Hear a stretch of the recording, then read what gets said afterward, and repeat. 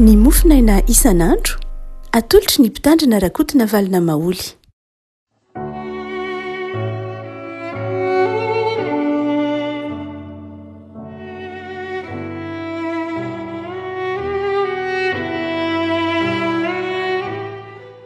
Fanaravantsika rehefa tratra ity alarobia fa 1 ny volana janoary ity ny mofinaina izay voalahatra ao antsika dia ny bokin'ny Exodosy.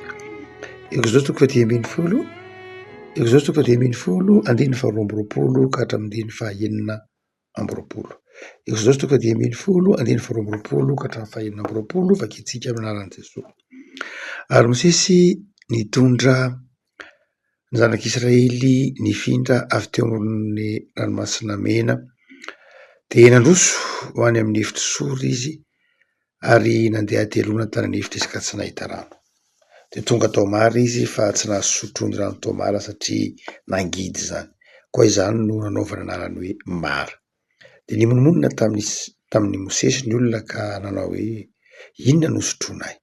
Ary dia nitaraina tamin'i Jehovah izy ka nanehoan'i Jehovah hazo anankiray ary rehefa natsipiny tao anatin'ny rano zany dia tonga mamy ny rano.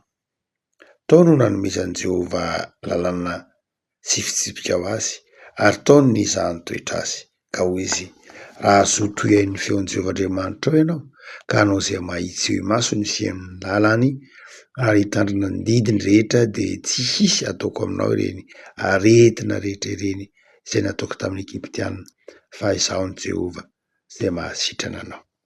Ray masonao manamasinana ny fahamarinana amin'ny teninao ny fahamarinana. Amen.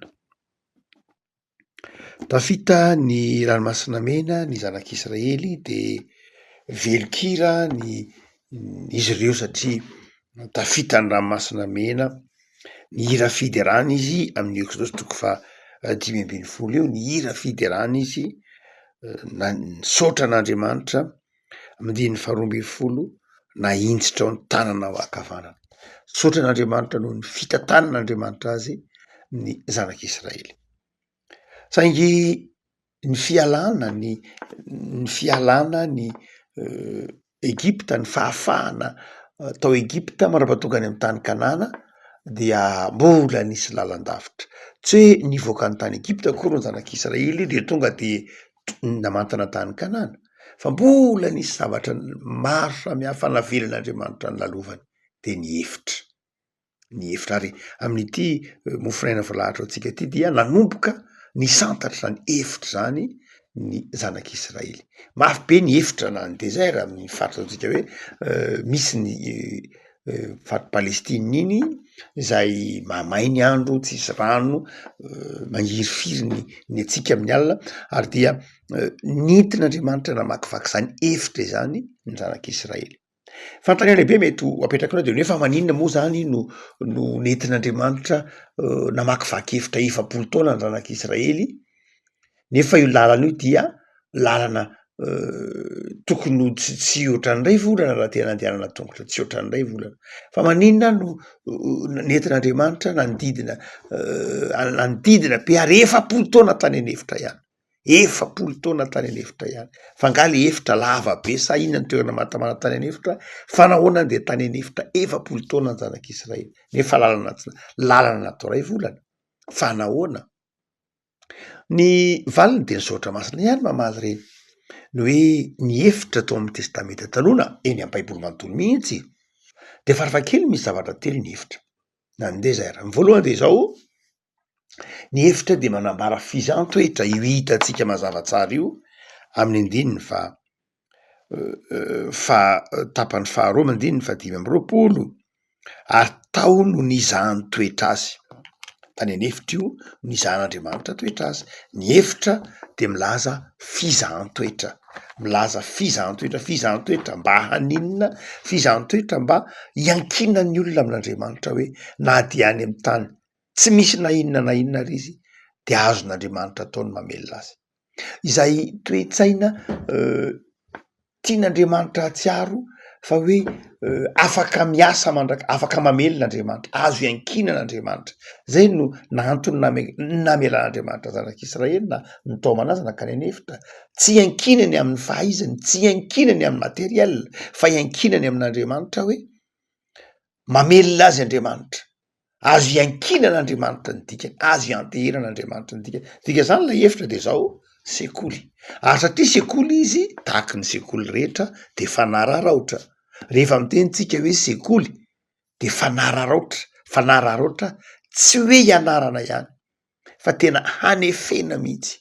Tsy hoe mianatra de mahafantatra zavatra fotsiny ihany ny dikany hoe sekoly, fa sady toeram-pianarana no toeram-piavaozana, no toeram-panitsiana.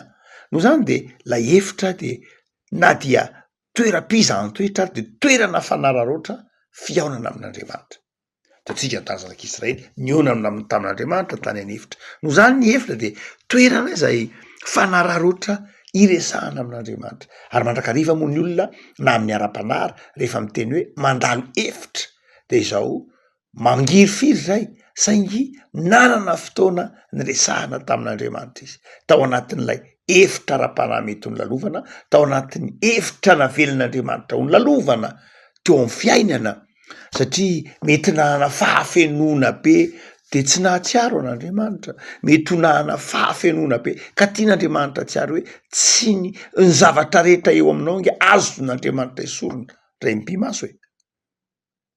Ary zany tian'Andriamanitra ho takatra nanak'Israely hoe manome Andriamanitra fa azon'Andriamanitra isorona ao anatin'ny ray mpimaso monjy eo.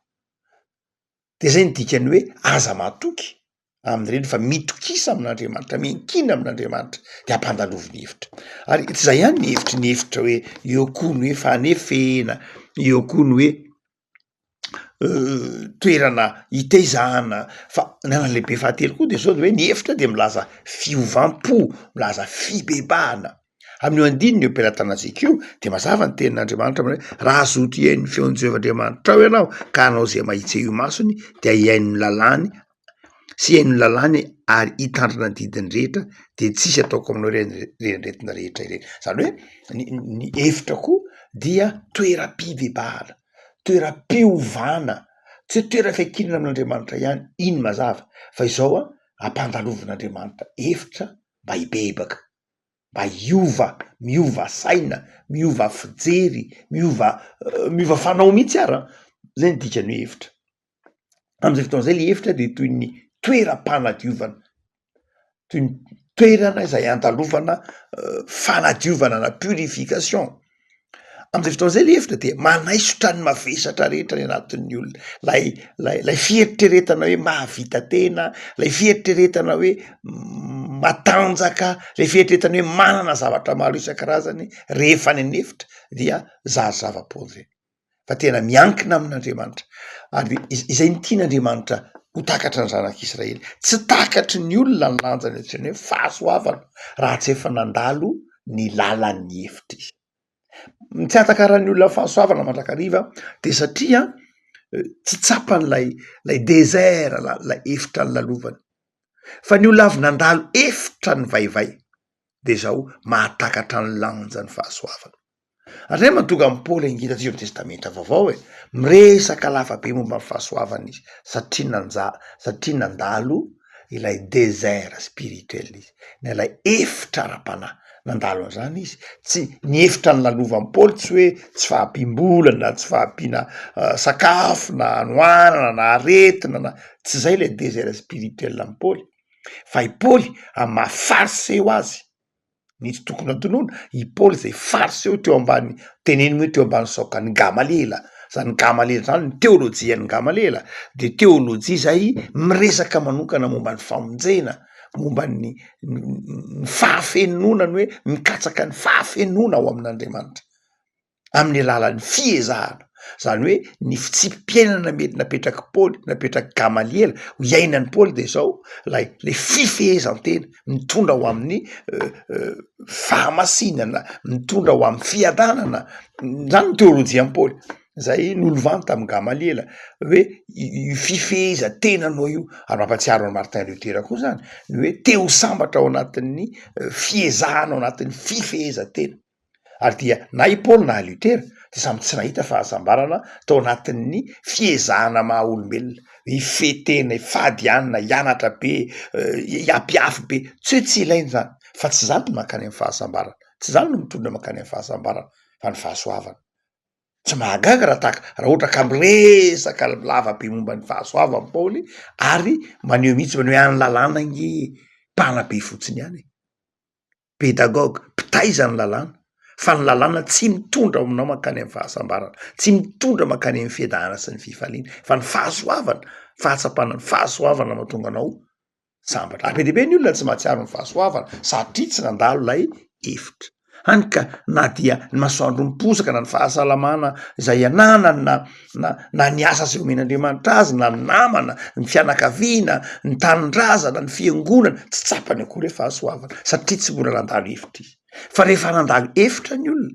de fantatry ny olona fa nahadia masoandro miposaka ary ndray andro de efa fahasoavana satria nandalo hevitra izy ary izay fitiavan'Andriamanitra tia hampatsiaro antsika ny fahasoavana zay no antony nampandalovany zanak'Israely ny hevitra tsy takatrao mihitsy lanjan'ny izany hoe lanja atao ve lanjan'ny fahasalamana raha tsy efa nandalo tsy fahasalamana ianao de tsapanao ny saribidiny hoe salama tsapanao ny saribidiny antsony hoe salama rehefa avy nandalo tsy fahasalamana mafy de te hisaotra an'Andriamanitra fa matetika ny olona rehefa tsy nandalo tsy fahasalamana de tsy miraharaha fahasalamana tsy raha iny everiny hoe salama foana izy everiny hoe mandeha ho azy ny fahasalamana dia tsy karakaraina ny vatana tsy karakaraina ny fahasalamana tsy raharahiana tolo tirety ty hoanina tolo tirety ty sotrona tolo tirety ty atotona atsy vatana io atotona rio saina io atotona de manjary satria tsy nahatsiaro hoe mbola tsy nahatsiaro hoe tsy salama izy fa rehefa sanatry avy nandalo tsy fahasalamana izy de tsapany am'izay hoe ay sarobidy le fahasalamana so Andriamanitra fa misy fotoana ahafahana mieritreritra an'izany fa ndraindray misy fotoana tena efa mitranga lay zavatra vao misy ahatra tsy azo iverenana tsony ary amin'ity andiny tsy ohatra masina itovadaratsaiky ity de tiany ny tompo atakatra ny fahasoavana ny zanak'Israely ary de nampandaloviny ny lalàna nampandaloviny ny fangiry firin'ny hevitra nampandaloviny famaizana maro isan-karazany mba hatsiaro ny lanjany antsoina hoe fahafahana lanjany antsoina hoe fahasoavana lanjany antsoina hoe fifaliana amin'ity mofinany de berataratsika ity ary dia hoy ny filazan'ny exodosy ko dehibeny folo azy Mosesy moa manoratra ny bokin'ny exodosy de ny hoe namakivaky hevitra nandritry atelona izy de rehefa tonga teo amin'ilay hevitra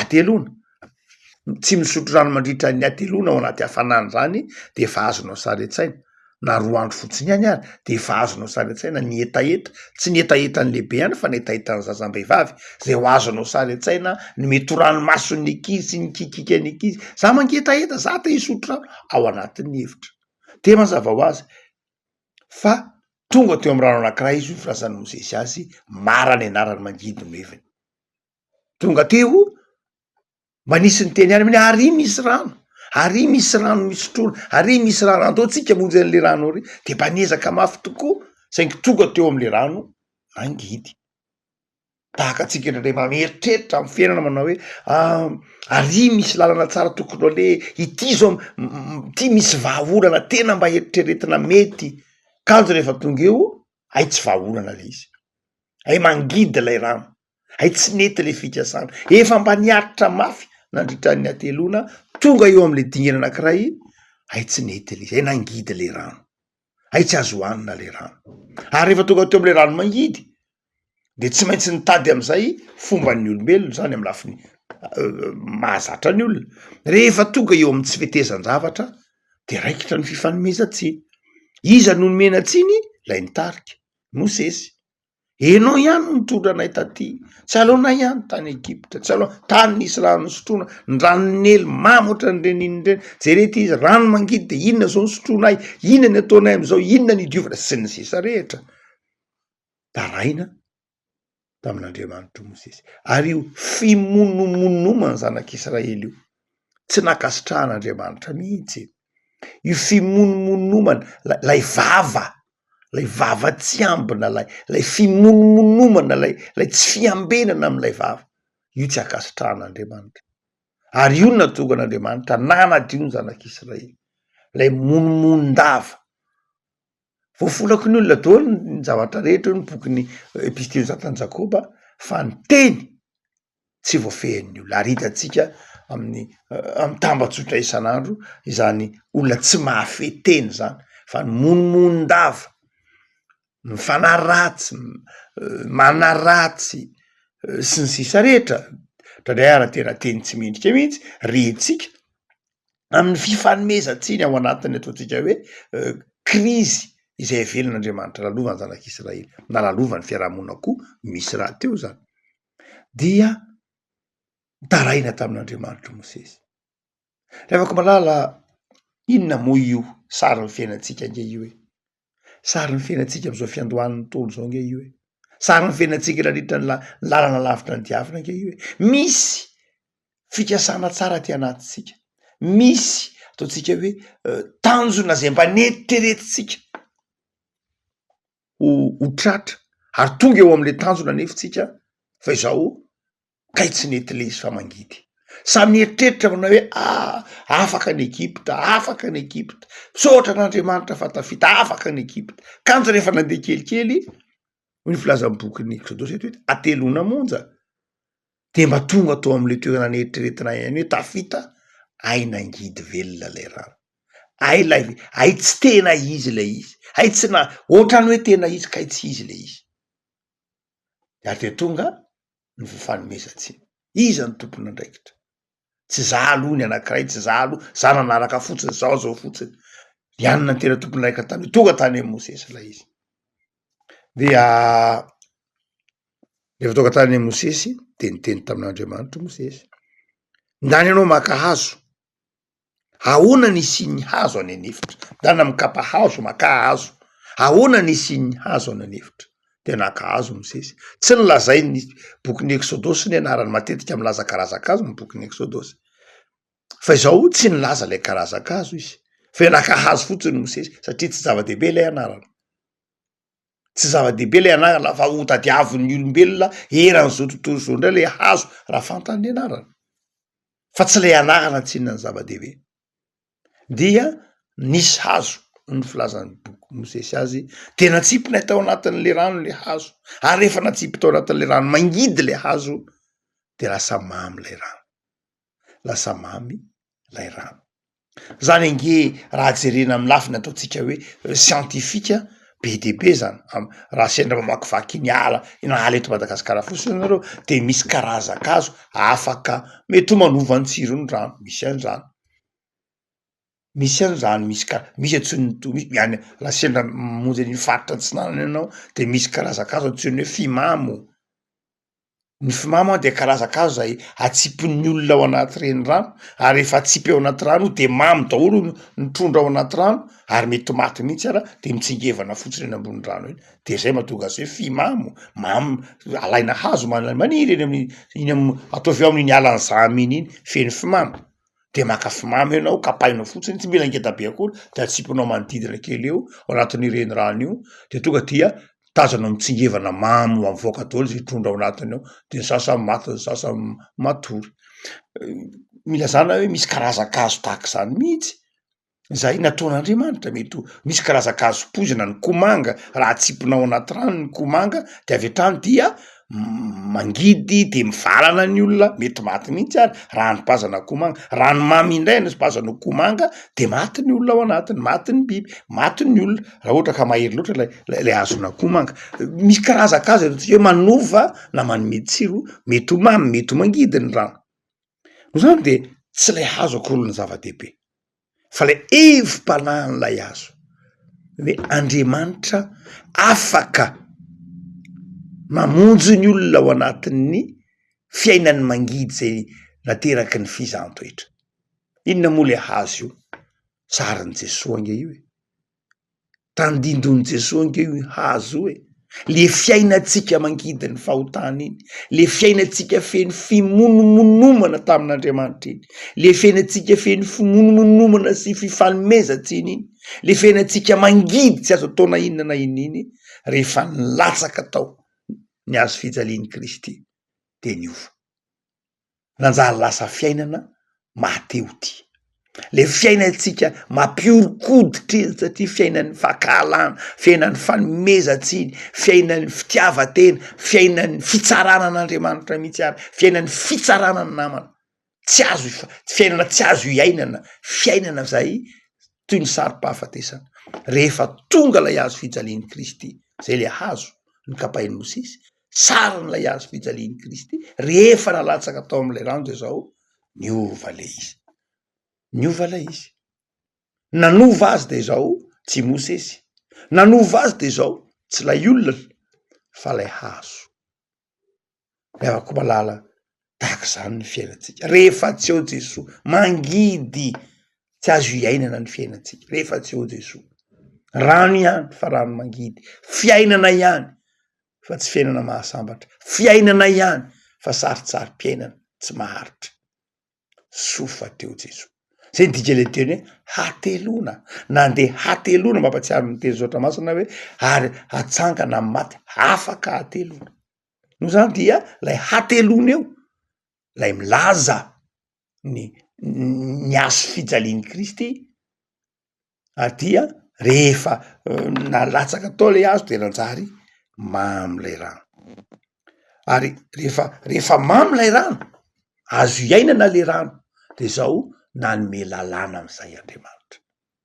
Zao hoe ty ny lalàna, ty ny didy. Raha mbola tao anatin'ny rano mangidy tsy nanome lalàna Andriamanitra, iza ny aino an'Andriamanitra ao anatin'ny rano mangidy? Tsy azo iainana ny lalàna raha mbola ao anatin'ny fahotana isika. Tsy azo iainana ny lalàna raha mbola tao anatin'ny fanamarinantena isika. Fa rehefa avy mibebaka isika, nandalo ny hevitra sy nandalo ny fanadiovan'ny tompo, de zao azo nomena am'izay lay fiainana am'lay lalàna. Miavaka malala ity andiny Zotra Masina zay eto ampelatanantsika ity ary de manazava ny mahazava-dehibe ny fitantaran'Andriamanitra, mahagaga ny fitantaran'Andriamanitra.